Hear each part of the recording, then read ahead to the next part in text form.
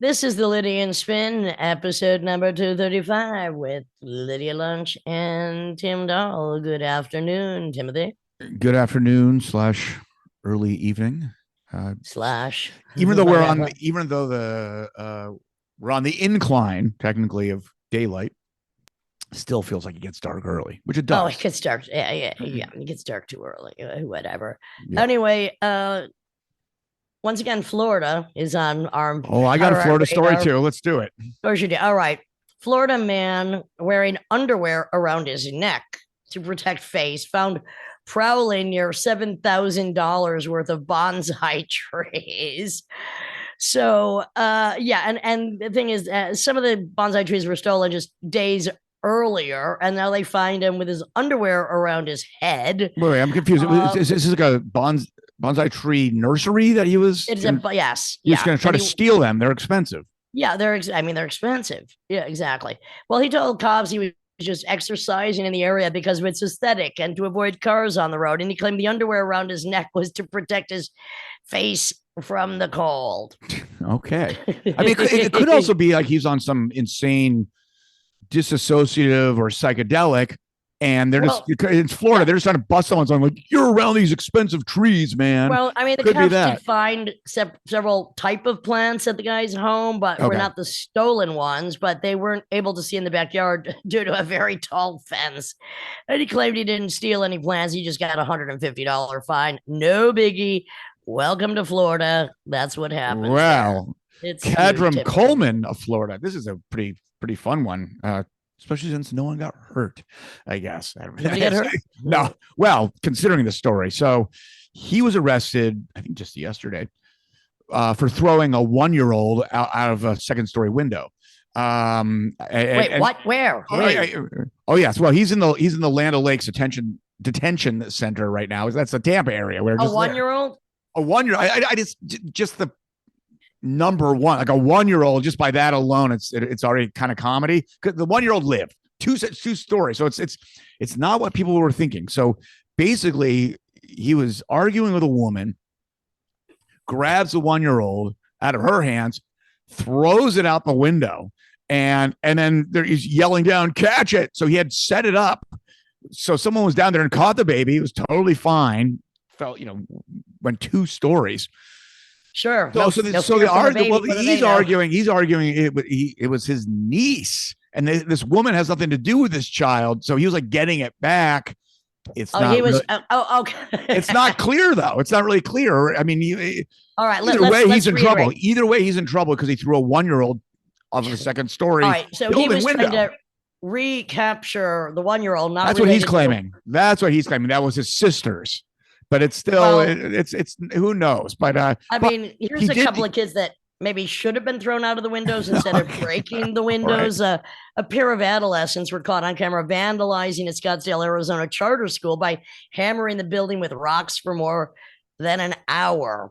So a charter school for students, 5th to 12th grade.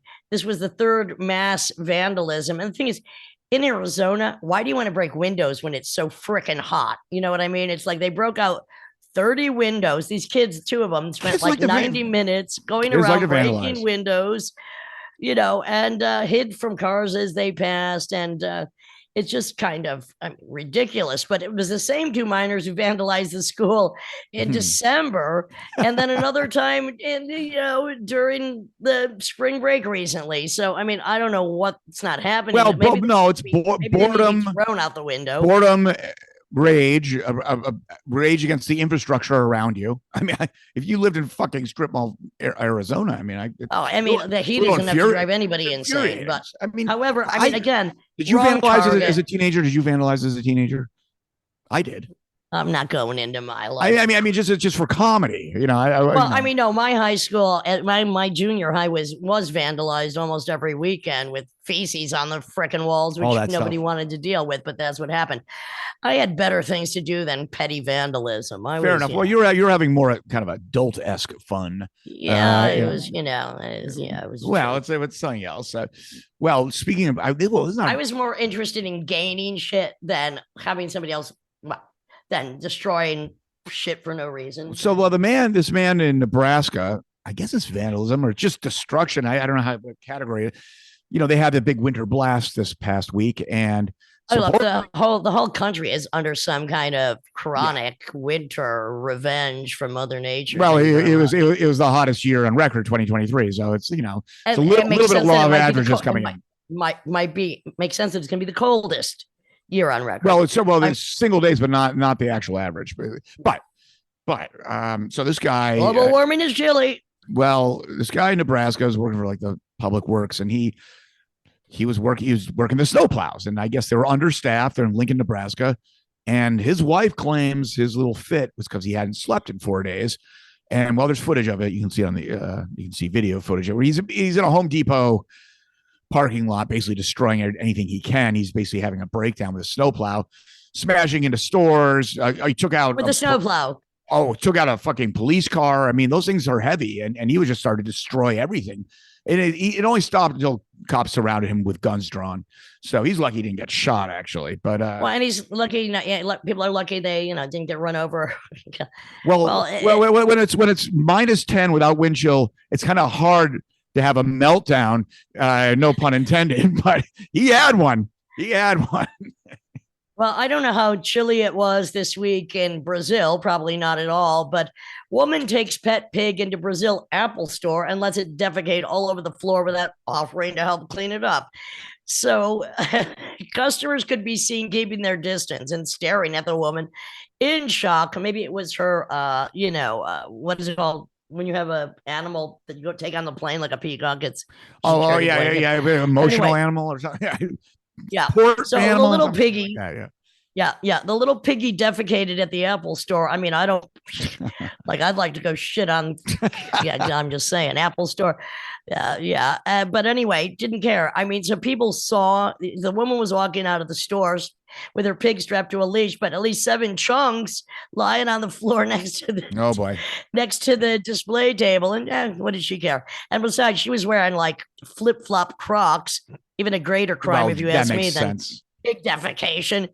I mean, poo in the middle of a store. One male said, it's like, when you're in a store that's selling you products, they're going to be obsolete that you always have to pay for. Although I have to say my Mac works great, but there you go. But there's also pig. It's also like reading. It's also reading the room. So you can have you can be an animal lover. I have nothing wrong with that. You can have all types of exotic pets, but there are kind of there's a cultural consensus about what's kind of a reasonable pet. If you got to pick up dog poo, I mean, you should have to pick up your fucking pig poo. Pigs are as smart as dogs, and maybe it was a little more bitchy. A little more bitchy. Could be a statement. A little more bitchy. You knew my friend's pet pig, Francis Bacon, and Francis didn't rest in pieces. Francis and I didn't really get along. We managed somehow, but it'd come and snort in your face. It was just a kind of a whiny pig bitch. But anyhow, Francis gave a lot of joy to a lot of people. So rest in peace, Francis Bacon. So let's see here. Oh, well, kids, there was that. Another reason not to have them, you mean? Well, there was that boy, Midwest boy, on his Bahamas vacation at that resort Atlantis that people go to. And they have this whole thing like swim with the sharks. And, it's supposedly a controlled environment. Well, this kid got bitten. I know. It's actually, I think shark went for the little guy. Well, you can't really domesticate a shark. I mean, I guess the best they can do is feed them regularly. But I don't know. I mean, maybe he got too close, but the thing kind of mauled him. I mean, he's stable, but he's critical. Ouch. Yeah, I mean, I feeding wild animals is give it its peace and distance and just let it be. I don't know why people want to do that, but you're asking what they say. Even deer, even herbivores, if you feed them, if they get more comfortable being around humans, they get more aggressive because they think that we're a source of food. Well, look, you put any wild animal in a not only a cage but an aquarium. It's a shark. It's going to get frustrated. It's going to want to bite something. Yeah, frustrated. Well, that's why the killer whales in like SeaWorld are so ridiculous because that's like that's like a giant 30-something foot, 28 feet, 30-foot mammal. A migratory mammal, by the way. It's not supposed to stay in one place in a fucking swimming pool. And no wonder that fucking thing, that bull killer whale turned out to be a serial killer whale. Was basically killing all types of stuff. They're shipping around the world because they're not allowed to capture the bulls anymore. So it's like their sperm's valuable. So like, oh, killed people. Let's just put it somewhere else. Anyhow. Well, the next story I'm about to tell, I mean, we've heard this kind of thing before, and it's just ridiculous that it happens because the last thing we need is more wildfires. So Quebec climate change conspiracy theorist pleads guilty to starting 14 mother freaking fires. Whoa. Yeah, which caused like the evacuation of at least 500 people. But yeah, he's been arrested and charged 13 counts of arson and 1 count of arson with disregard for human life. And it's just like, why don't you just set your fucking pants on fire? So it's like those, it's like those fire, it's like the pyromaniac firefighters or people who can't, they get, because they're mentally unstable, they won't let them become firefighters, and then they set fires, right? It's that kind of shit. Yeah, fucking exactly. Nuts. No, it's insane. And I mean, now we have the volcano in Iceland, which is just started by Mother Nature. I don't know. Only destroyed 3 houses. So far. Yeah, I mean, I've seen one of the volcanoes there, like pretty dramatically a couple of years ago. It's, lava's kind of exciting. The weirdest thing when you see that stuff up close, especially when it's dark out and it's really colors are pretty dramatic, because of the molten rock and just the way, like crystals or something, but the way all the different angles and the way it kind of reflects. It actually looks like CGI. It actually doesn't even look real in person. Well, it's always weird when scientists are trying both in Iceland and in Italy to figure out a way how to break into the magma and harness the geothermal energy. But the thing is, they're trying to do that. But and what they've, I mean, obviously it's so freaking hot, the equipment can't withstand it. But they've been able to extract some piece of the molten rock or freeze it, and then they're trying to experiment with, well, how can we harness that? Which would be amazing, of course. Well, I mean, supply energy. Well, that's one of the big hypotheses or foundations to the theory of potential other life on some of the moons, say around Saturn, I believe, that you don't necessarily need photosynthesis, but thermosynthesis, because we have life in the greatest depths of our oceans, living off of just the vents, the heat vents, and they never see sunlight. They never see sunlight, and those shrimp can go, they can go between something like 750 degrees plus Fahrenheit to a few inches away, which is just below freezing. They can just kind of weave in and out the most extreme conditions. What you just said is kind of a reflection of what the planet is becoming. We're going from extreme heat and a few minutes later to extreme cold, because we're just this is what's happening. So we better get used to it. Mm-hmm. I don't know. Right now, I got a warm upper body and I'm a little bit chilly with my naked legs, but it feels damn good because me, I am a hydrocarbon vent. I'm good. Yes. Anyway, I don't know what else. I know. Got some shows this weekend. Friday at Radical Wine, Saturday at the Broadway. So look it up. With a variety of alt noisemakers, creative types. Yeah, it's gonna be yourself. It's gonna be Matt Nelson, Chaser on Saturday at the Broadway with the variety of events. So everything's happening. And today, Sexy Thoughts and I'm sorry. Yeah, Netherlands. That's right. On this episode of the Lydia and Spin, number 235, we have Katherine Taylor, who's just put out Badass Women in Rock, a new form of exploring feminism in rock music. She's a badass.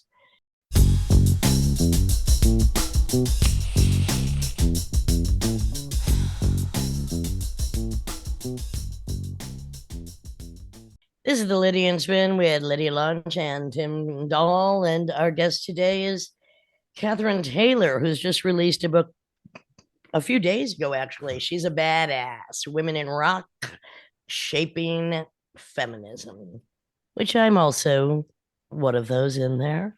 Hi. Hi, it's good to see you again. Haven't seen you since we did the interview for this book. So true is that, but you're going all over the place right now. As a matter of fact, you're in South Carolina, but you're going to be doing an event in New York January 30th. Is that correct?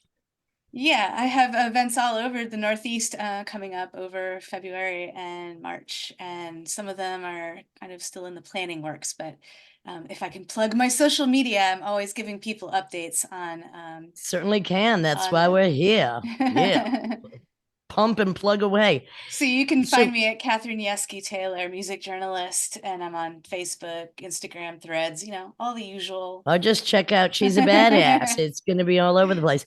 So you started doing journalism just as a teeny bopper in high school. Yeah.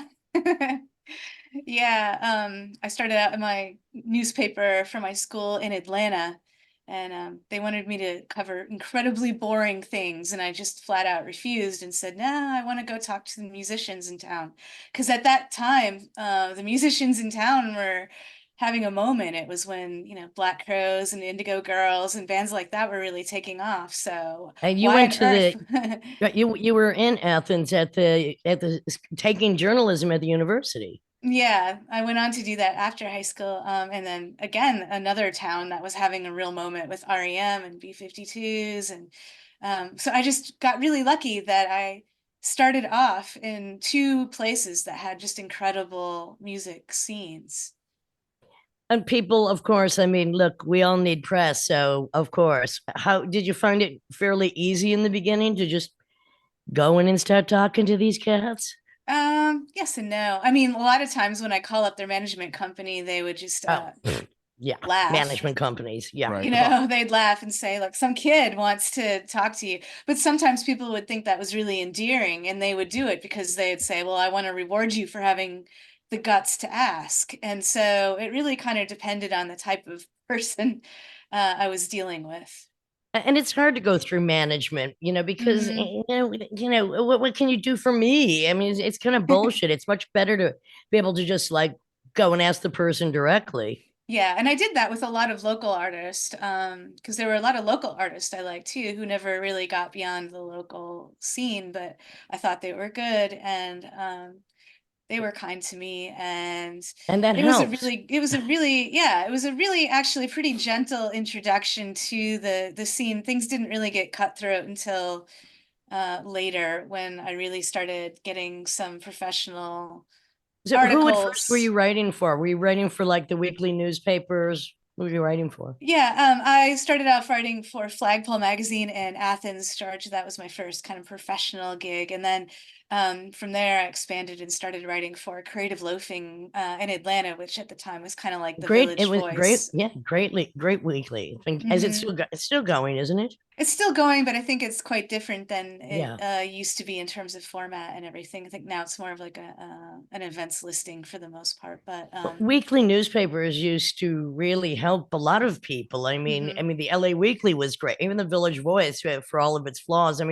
Weekly papers used to be pretty important, and there's some cities that still have weekly papers. But Yeah. I thought they were a very valid form of knowing what's going on. Yeah, I still write fairly often for Aquarian Weekly in New Jersey. So I think that there's some out there that are still going strong. So I always loved the fact that there'd be some kind of consensus and people would turn to it. How did you manage as the world demands all their music is suddenly for free, and as periodicals are hanging on for dear life?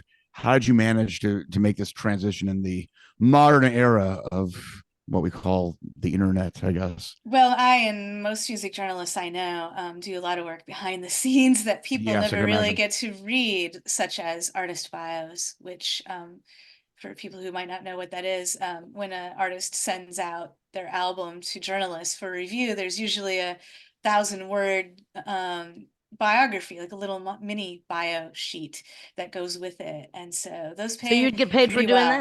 that. Those pay pretty well, actually. And I really enjoy doing Damn, I got them. to start charging myself. There you go. I enjoy doing those because it's actually kind of a collaborative thing. Even though there's no byline on it, like nobody knows that I'm the one writing it. I find it to be a really enjoyable process because I like working. It's very important for musicians, for artists to have those. Mhm. You have to try to, within 1,000 words, explain what the heck is going on. Yeah, and if you write your own, you're kind of unusual in that I think most people can't or won't do that. I think it's really hard to sum up your own life and career in 1,000 words Well, yourself. So for most people. What about like one word, like good or bad? How about just badass? Now we're She talking. nailed the word. She nailed the word badass. Well, it was 2 words. She's a badass. That's So right. are you mostly doing? So you're mostly doing like interviews with the artists when you do that stuff, or do you do concert reviews as well? I don't usually do concert reviews. As soon as I was able to stop doing things like concert reviews and news, just straight up news articles, I did, because um, I really love the interview process. That's my favorite thing. I love talking with people, and really finding out what makes them tick.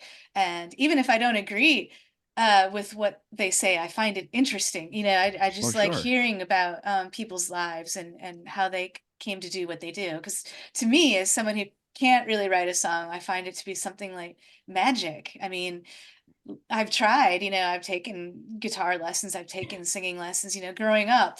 I really enjoyed those things, but it became clear I didn't have that thing that you You need were in order smart to enough do to that. keep it in the garage where it belonged and then take your talents to where they needed to go. Yeah, and I You was got a to good know what you're writer. good at. You got to know what you're good at. You just can't Yeah. hope you're going to be, Right. you really got to fine hone what you are and what you should be Yeah. doing. Yeah, Otherwise, you you're just can't force lobbing it. around. You just can't force it. I mean, I would have loved to have been a musician and be on a stage and sing to people, but that wasn't my strength. But growing up, my entire life, all my English teachers would say, you're a really good writer. You should be a writer. And I kept hearing that over and over again. So at a certain point, you have to kind of give in to the gifts that have been given to you. For Well, sure. and the thing is, the difference between writers and musicians, and except for in your case, because if you're a writer who's interviewing people, it's not as onanistic, but still, there's so much time spent alone after you've done the interviews. Mm. With musicians, all right, they might write a song alone or with people, they might be rehearsing, but it's a much more audience or participatory thing. Whereas a writer, it's a lone wolf kind of thing. Even if you go out and talk to people 1, 2, 3 at a time, you got to still go home. Then you're the lone wolf trying to put that together. Yeah. But I like that process too. Oh, me too. So I like both parts. The only part I don't like is transcribing. I almost just howled because I felt like a lone wolf. But what was your most difficult, either just by getting a hold of them and finally saying, okay, you can do this, or just in talking? Because not everybody is fluid in English. Yeah. Well, over the years, I have interviewed a number of people who don't speak English as their first language, and sometimes that can be tricky.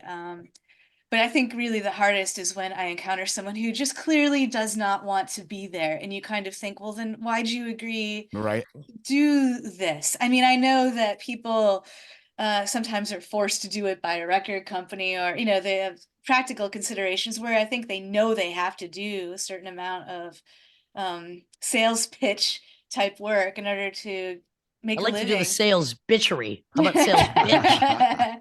But sometimes, it doesn't always go well. There's a really famous article amongst music journalists where Van Morrison just eviscerates Yeah. a journalist for The Guardian. I don't know if you've ever read that article, but it's Well, I haven't, but you know what? A cunt is a Oh. cunt, but he did write TB Sheets, and I did cover it, and I have to say it's an amazing fucking song. And other than Yeah. that, he can go suck on his whiskey bottle and leave the rest of us alone. No, Yeah. he's notoriously difficult. He's notoriously difficult. And so this journalist did an interesting thing where the article basically is her writing about what an extraordinarily painful experience that was. And you just feel for her.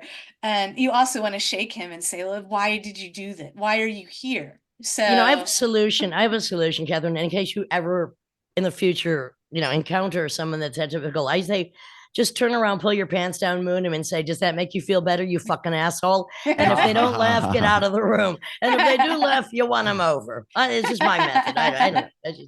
Well, I did hear that notorious Gene Simmons and Terry Gross interview. That's pretty. Yeah, that's pretty brutal.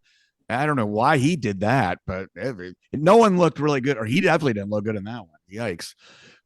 But I want to mention, I can't say I've had that many, whatever. I don't care whether they're positive or negative articles, but one of the most interesting things that somebody ever wrote about me was a psychotherapist comparing my work to Greek mythology. And I'm like, exactly. Thank you very much. I'm like, wow, how do you even know who I am? I just thought that was absolutely so fascinating. It was a really interesting breakdown. I'm like, I didn't know that about myself. I'm learning something new every day. Very Well, see, you're one of my favorite kind of interviewees because you just are fearless and you don't hold back and I fed you. Yeah, you fed me. That's great. I wish everyone would do that. I mean, can they even at least give you a freaking cookie? Come on. They want you to go to Cookie Hill and hustle, and then they might give you a fucking cracker. I don't know. By the way, Cookie Hill is an in joke. But I wouldn't say that you're actually one of the easiest ones because I'm not sure what's going to come out of your mouth next. And so, well, and hello, let expectations be motherfucking damned for the fucking 100,000th time. Thank you very much. Well, I do love talking about myself and to other people. Yeah. Well, I do try to let people just say what's on their mind without trying to form it in advance. I know some journalists kind of subscribe to the whole attorney approach where don't ask a question where you don't know the answer. A Johnny Cochran approach.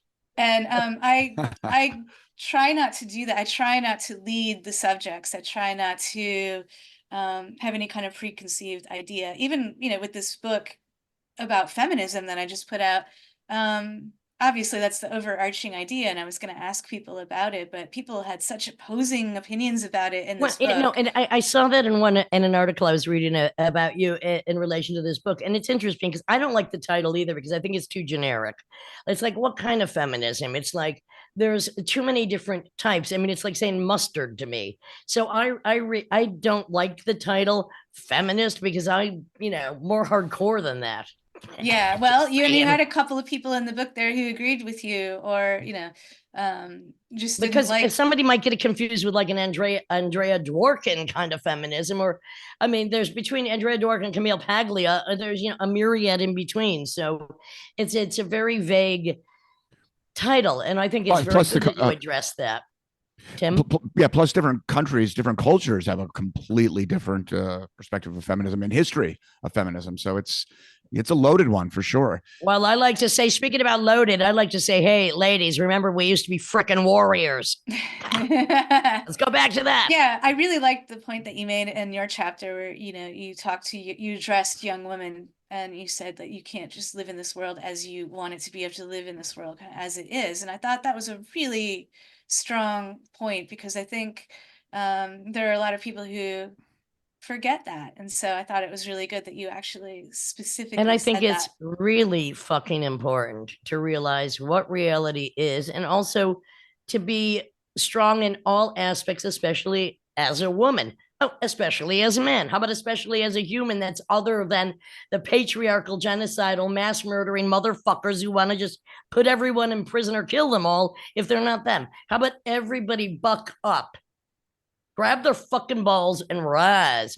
And I don't want women to be weak. I want women to be as strong as we used to be, as strong as we can be, as the givers of life.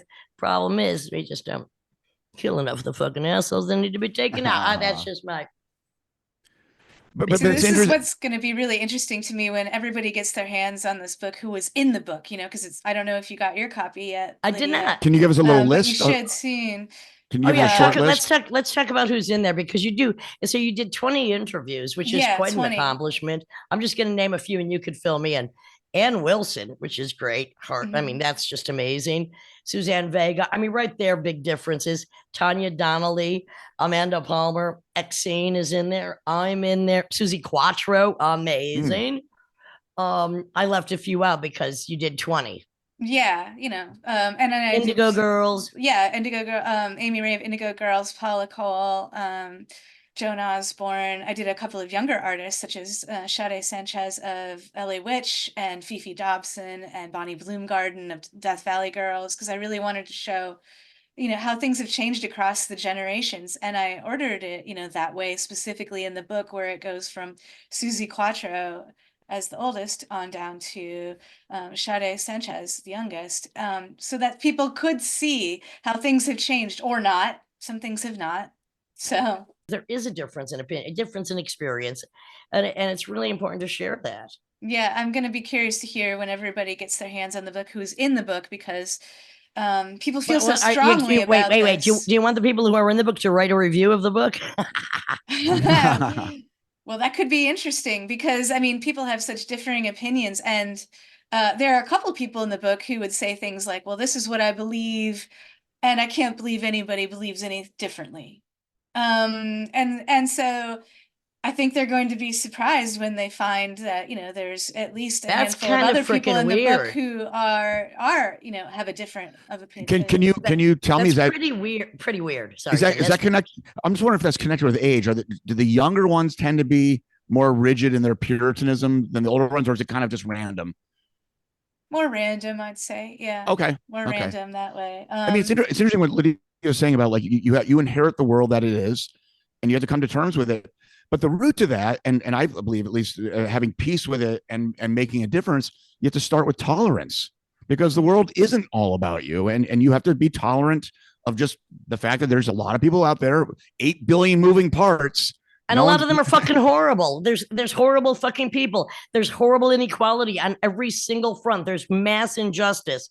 And the thing is, you can't just hope that away, wish that away, or feel like a constant victim of everything, because it's not the way you want it to be. You have to be as powerful as you can within your own reality. Put the victim card down, start taking emotional, psychic, and physical self-defense. And again, not blaming victims, but saying mothers need to teach their daughters from the age of 6 how to be a lot tougher, because you know what?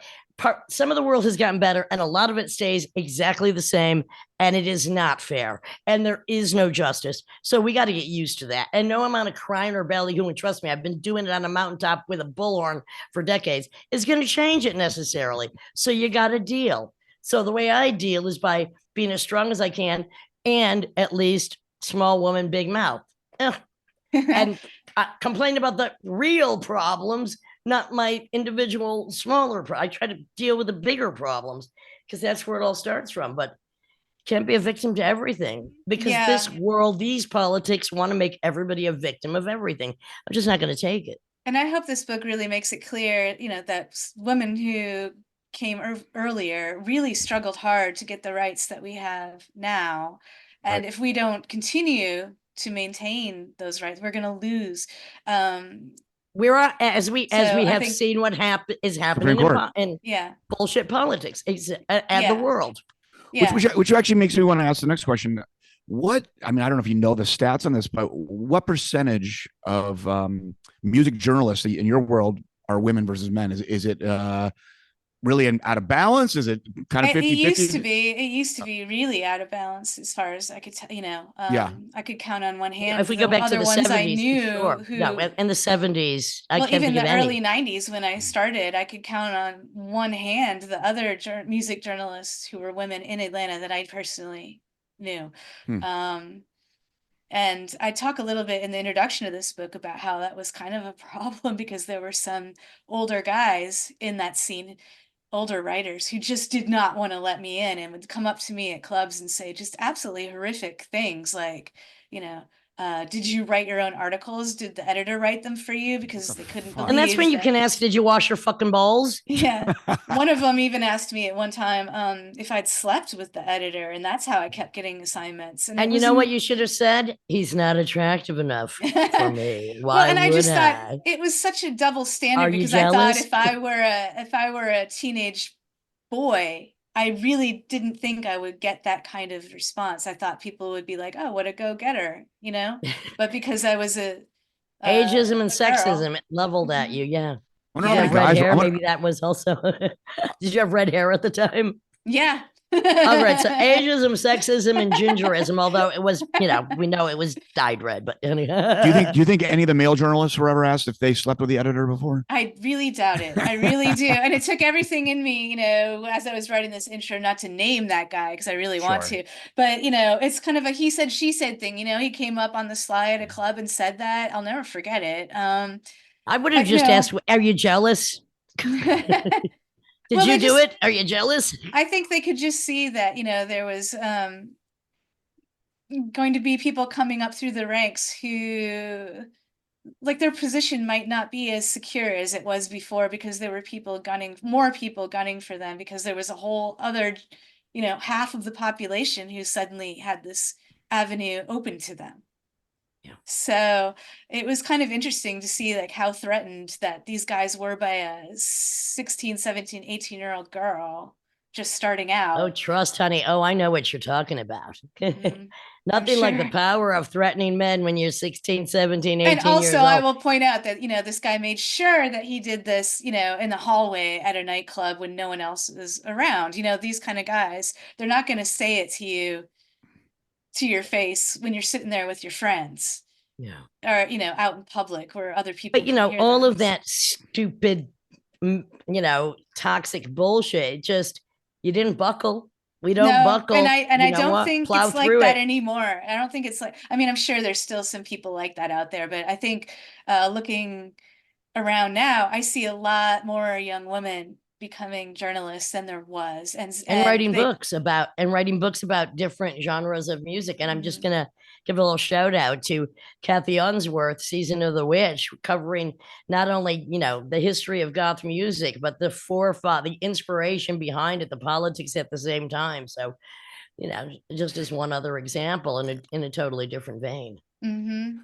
Yeah, it's really great to see. I mean, as I'm doing interviews, you know, for this book, I'd say the interviews are split between halfway between men and women wanting to talk to me, which is great, you know. Um, and so I think progress is being made. I think I get a lot more, or an equal amount, as you just said, of interviews for projects that I do between men and women. And if it's men, it's usually men that have been following my career for 20 or 40 years. And if it's women, they might have just come up more recently, which I'm really happy about. Yeah. I mean, of course, I don't think I'm going to get anyone wanting to interview with me if they're really against the whole position I take in this book. I mean, so far, I haven't gotten on the line with anybody who said, uh, how dare you write about this? So, Wow. How you dare know, you exist? and if they did, I mean, it would kind of prove some of the points I'm trying to make in that book. So, What's interesting to me about the music journalism is that rarely is music literally talked about, because the general public doesn't know what a middle C is or a G major chord. Because if they did talk about the music, everyone would be like, "What the fuck is this?" So it's usually metaphor, cultural impact, and lyrics. Where do you kind of put yourself in terms of how you approach writing about music, or even asking a musician about their music? Actually, I write quite a bit for American Songwriter Okay, magazine. And so for that magazine, I do get to ask people more in-depth questions about the songwriting process. We can kind of get more into the nuts and bolts of it than I generally get to do in my other articles. And so if anyone is interested in that stuff, then I would recommend checking out that cool. particular magazine, Well, and because that's people great do because then talk you about have that. the format to do the more in-depth musical things. Because let's face it, rock journalism, for the most part, is more about what are you doing, what's going on, what's the latest project, blah blah. Yeah. And I also find, as a side benefit, you know, people get so excited about talking about this aspect of their work that they don't usually get to talk about, that it makes them much more open to talk about Sure. whatever else we want to talk about as well. Yeah. So when did you? So where do you live now? You live in New York I live in now? New York, Yeah. yeah. So when did you leave Athens? And did you live? Did you live anywhere in between? I went from Athens to here about 12 years ago now. It'll be Okay. 12 years in April. Um, I had gone out to California for about 5 years, and then I went back to Georgia for a while, and then I came up here. But yeah, I'll always consider, you know, Georgia to be like my home in a certain way. You were born in Georgia. I was born out west, but Oh, we okay. moved away when I was like still a baby. Sure. Do you So think that as a writer, I mean, I find for myself at least, and this is very also indicative of the beat writers who more about their lifestyle than their actual writing, mobility is very important. Like you just said, Georgia, the West Coast, New York, Georgia still has some calling to you. Do you find it and now you're traveling for the book that it's come out? Do you find that that's a very important aspect of what you do? You have to travel sometimes for yeah. for your job. Yeah, definitely. And I mean, that's one of the reasons why, that is the big reason why I moved to New York, is because I wanted to take my work to the next level. and be in the place where I could commune basically with publicists, managers, record company executives, artists themselves. And you can do that pretty much in any place, I know, but there's some places that really have such a concentration of people like that it's really helpful. New York, LA, Nashville, Well, there's certain places. Did you find in LA that it was more difficult because everything seems so much more corporate? Not that there isn't a lot of independent, incredible musicians as artists as well, but did you find that it was more? It seems to me, I hate to generalize, but I will. In New York, people seem more willing to share information with you. In LA, sometimes some people, they want to hold on to that information. They don't want to really open up any avenues easily for anybody else. I don't know why Yeah, that I don't is. know. Did My you find experience in that? LA was kind of unusual. I was out there working at record companies. I was working in publicity departments, and because for a while there, I thought I should be a publicist. Um, and one day I got called into the boss's office and they said, "Look, you're actually a really terrible publicist, but Whoa. you're a good Whoa. writer. Yeah, you're a What were bad you doing wrong? I was unable to promote artists I did not like." Hello. That's So, tough. That's tough. Hello. I can imagine. Oh, yeah. I can't even understand. I don't see why. And so they said, "But you're a really good writer, so from now on we're just gonna have you write all the press releases and Bios, yeah, artist the press bios." release. And Good. so that was kind of my experience. So when I was in LA, I was kind of hanging around with mostly other publicists at that time. I wasn't really I wasn't so uh I had kind of taken a step away from the writing for a little while, thinking I was going to be more practical because I knew that being a writer was kind of a hard slog. And so I thought, well, let me go try to be a publicist. And quickly it became clear that that's not what I Well, should and the thing is do. too, I mean, not only does it take a really long time to, first of all, set up interviews, interview people, then write, then transcribe, then write the articles, then try to get a book deal, then try to wait for it to come out.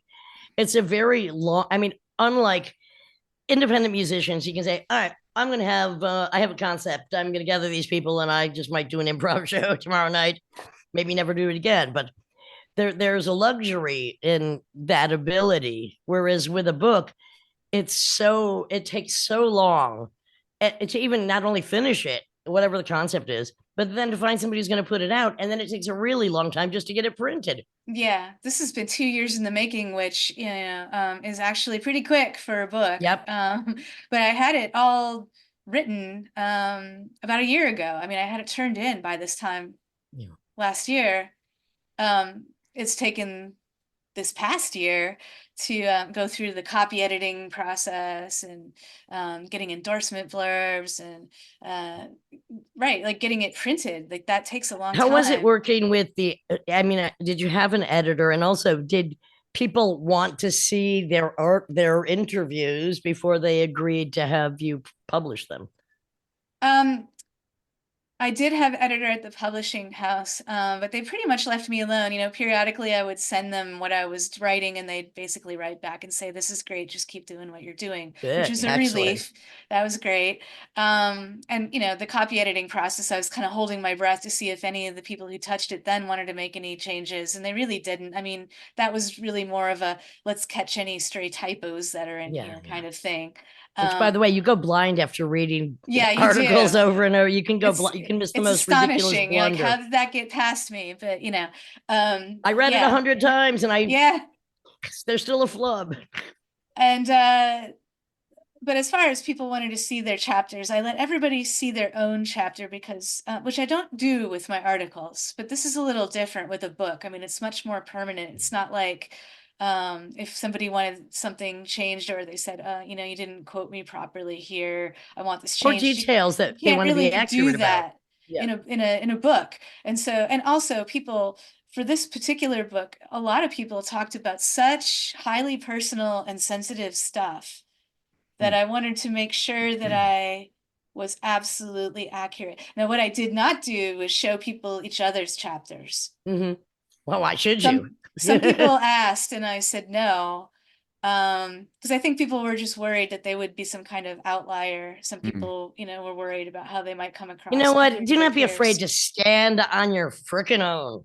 Well, it's People. interesting because one person that I talked to a couple of weeks ago, one of the other women in the book said when she read the book as a whole, she was so relieved because when she had done the interview with me, she came away thinking, oh, I hope that was okay, because now that I think about it, maybe I expressed some things that are really out there compared to other people. And she was kind of worried about that. She wasn't sure how she felt about doing that. And then when she read the book, she realized she actually wasn't one of the Wasn't ones who's, alone. yeah. And it Okay. made her feel better. So I wonder if You know there'll be what? some of that. One word of advice: never be afraid to stick it out in the faces of those that need to fucking suckle. Oh, that's a good one.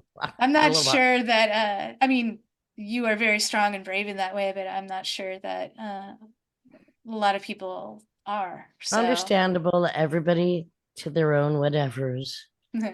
But I think there are going to be some people who are relieved when they read the book and they realize that the things they express are there maybe any of aren't the so out there. any of the say that one more time, sorry. I think there's going to be some women who read this book who maybe thought they were expressing something pretty out there that find that they really are saying things that other people feel as well.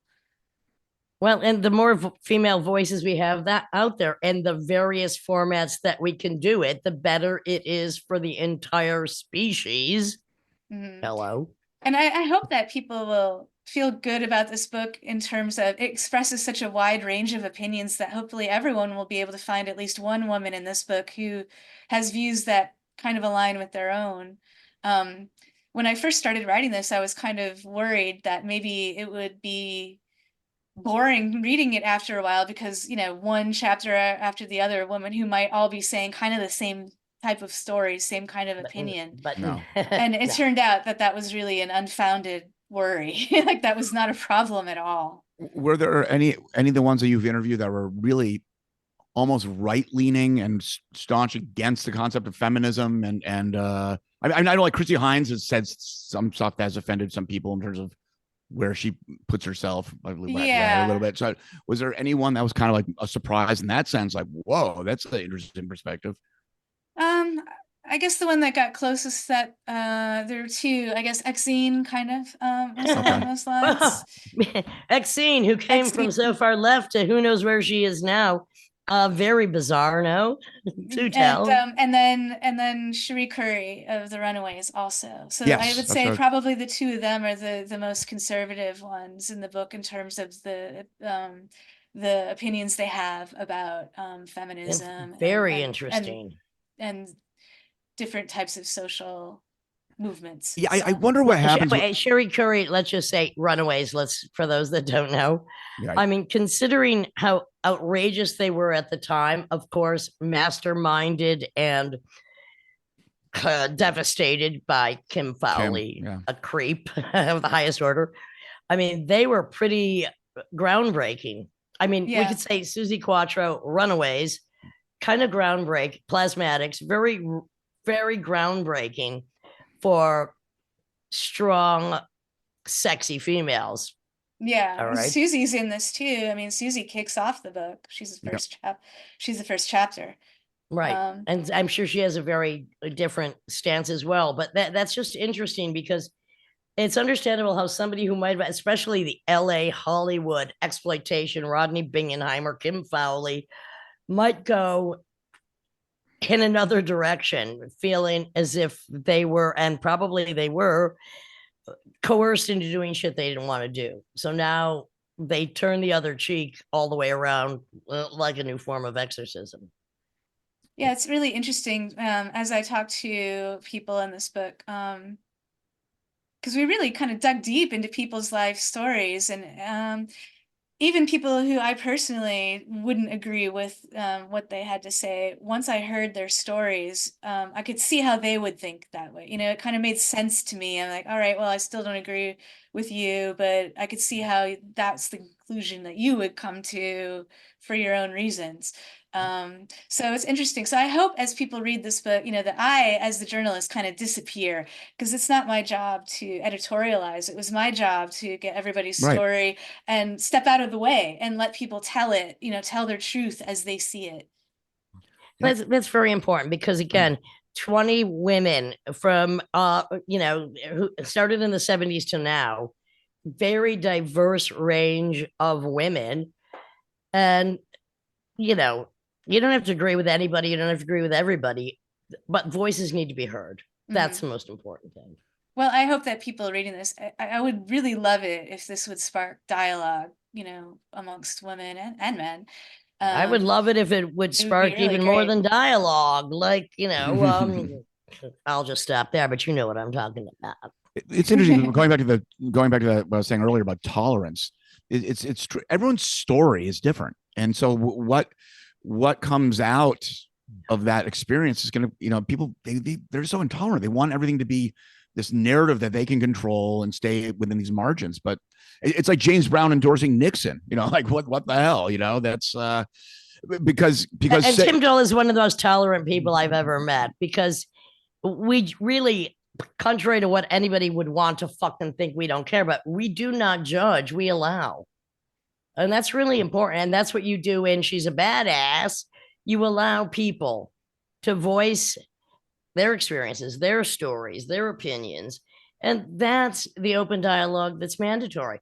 Because right now in American TV news or internet, we're just force-fed bullshit that's not even a real opinion of people. It's like false sloganeering, nothing behind it, empty threats, empty bullshit, no solutions, no real experience, not talking about their real fucking, trying to avoid their real experience, trying to get out of courtroom dramas when they have done horrible experiences in the past, which they should be fucking indicted for.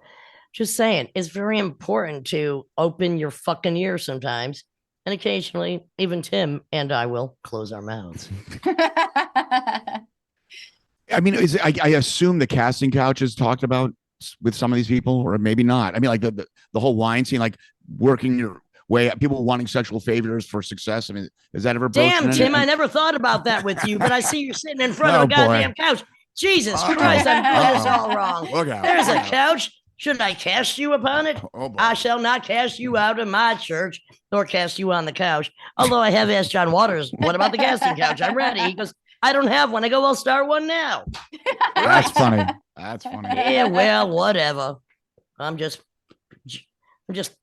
to say pissing on the floor. I don't know why, because I'm not. I'm sitting in a chair. But anyway, go ahead. I forget the question. I guess I was asking any stories about the casting couch or any kind of just corporate bullshit. Yeah, I'm sure. Yeah. I mean, yeah. Of course. Tanya Donnelly in her chapter talks about, when she refused to date a magazine publisher, he yanked a cover story that was supposed to run. She should have yanked his left nut and said, now we're even. Things like that. There are a lot of stories that I heard of women who had radio station personnel tell them, well, we can't play your single because we already have too many women on the radio right now. Like there was a quota, which is kind of crazy. By the way, the Lunatics in their book, Fallopian Rhapsody, I was very shocked because in the 90s, they were told at venues in Europe, we just had like 2 lead singers this month, women, we can't book you. I'm like, yeah, what? Same thing. Yeah. It makes no sense.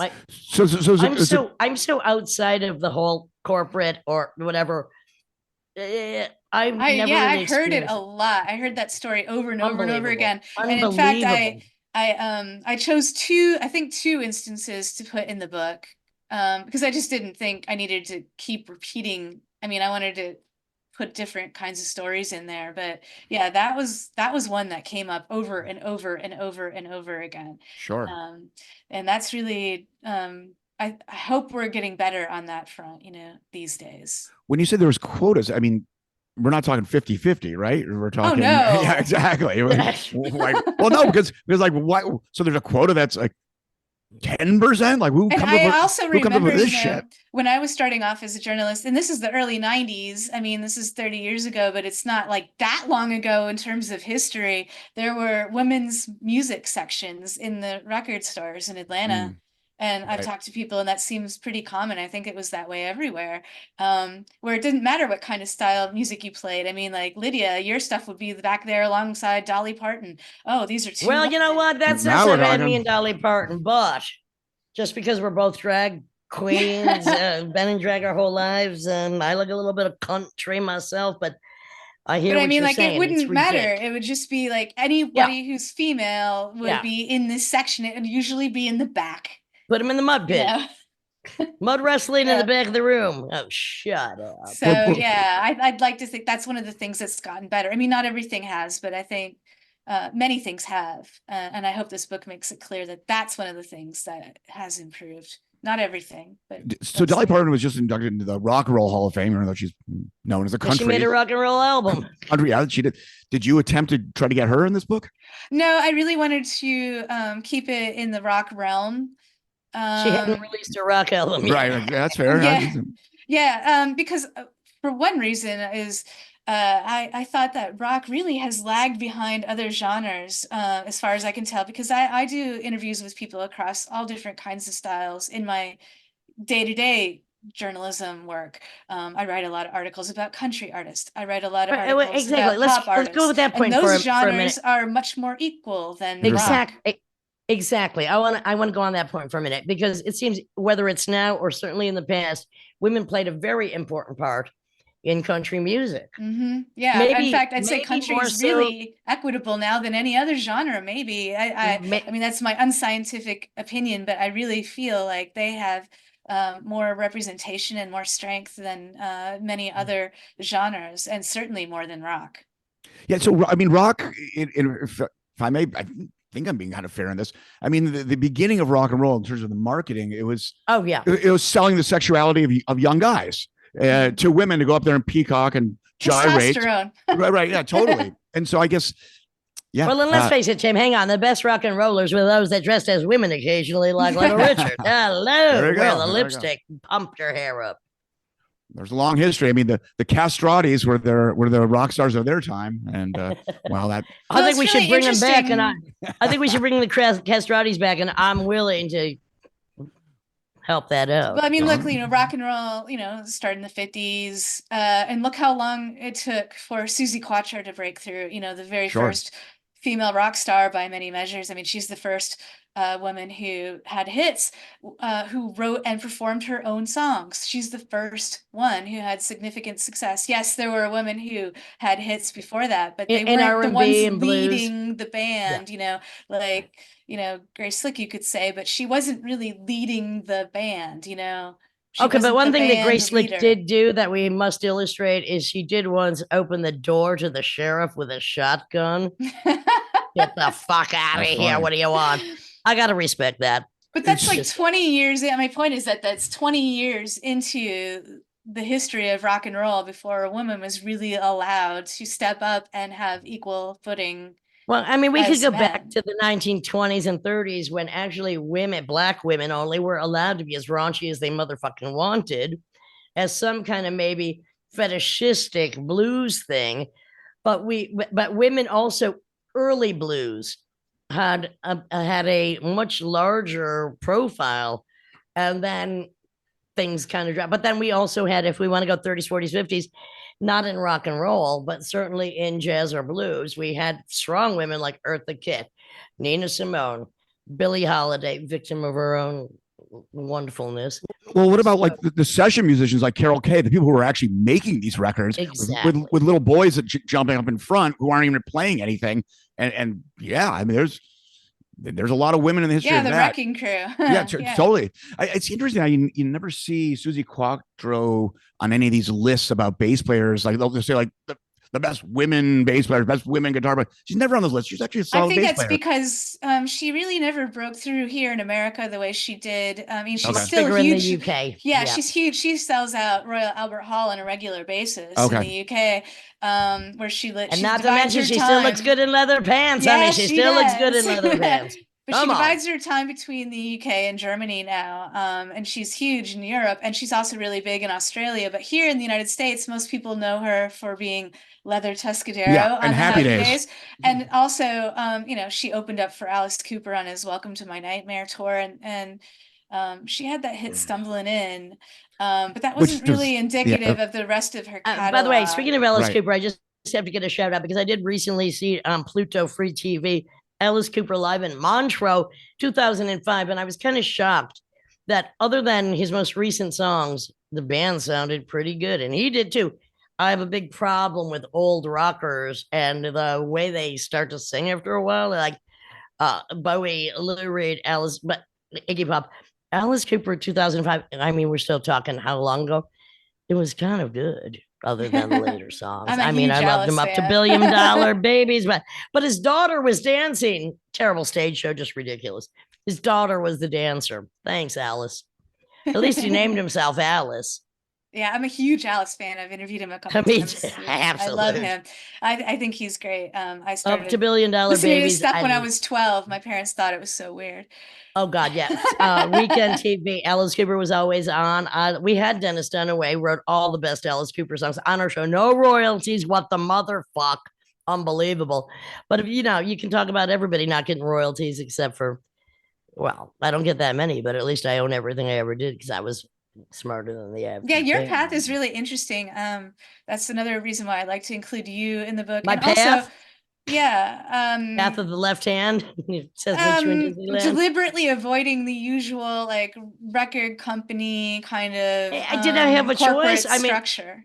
Look, the issue is this. They took one look at my face and knew they were not going to be able to sway me in any direction other than my own. So there was never a choice. It wasn't a decision. Sell out. I want to sell up. What am I going to sell out? You cannot patent an attitude. See, a lot of the problems that the women describe in the book are because, you know, they are within that system and it's not helping them. So you know what? It's interesting though, because like some of them, you know, I think they need to do break that out because they want to be able to sell their work to a certain degree, you know, like it or not, you know, that stuff exists because I juggle. That's the way it is. You well, can't I think just focus on one thing. You and Amanda Palmer, who also kind of operates outside the system, show that it can be done. So maybe that's what more people need to see is that it can be done. I would not have been able to do everything that I've done within a system because they want you to do one thing and then promote that for years. It's like they can't keep up with me. They have nothing to offer me. I am not for them. You know what? Recently, you know how recently YouTube, it will lead you to things you never knew existed. And I'm like, how do these fucking motherfuckers? And now the new thing is like goth metal weird. I'm like, how do these people get 1 million fucking hits? Whatever they're doing, I still don't think I can. And with that, I just want to say this is the Lydia Spin with Lydia Lunch, Tim Dahl, Katherine Taylor. The new book is out just last week. It is called She's a Badass, Women in Rock Shaping Feminism. And she's doing a event on January 30th. Where's that at? In New York. I'm going to be doing that at Organic Grill if anyone wants to stop by. I'm also going to be doing events in Hoboken and across other towns in New Jersey. I'm still working on setting those dates, but stay tuned on my social media pages. Absolutely. Check the social media because you know say what? Hi. It's an important book. And thank you for doing it, my friend. And thank you for including me. Oh, thank you. It was a real honor and pleasure, truly. And thank you for the wonderful meal that you made when I came by. You know, I was just hoping to feed you a little of my DNA so that you would love me like I know you do anyway. That's all I'm saying. Thank you, darling. The book is amazing. Pick it up. You need to know. These are the women, and maybe there's part 2 coming. I think there might be, that really have stuck their dicks out just to do what they do. And you know what? Some of us got big ones, all I'm saying.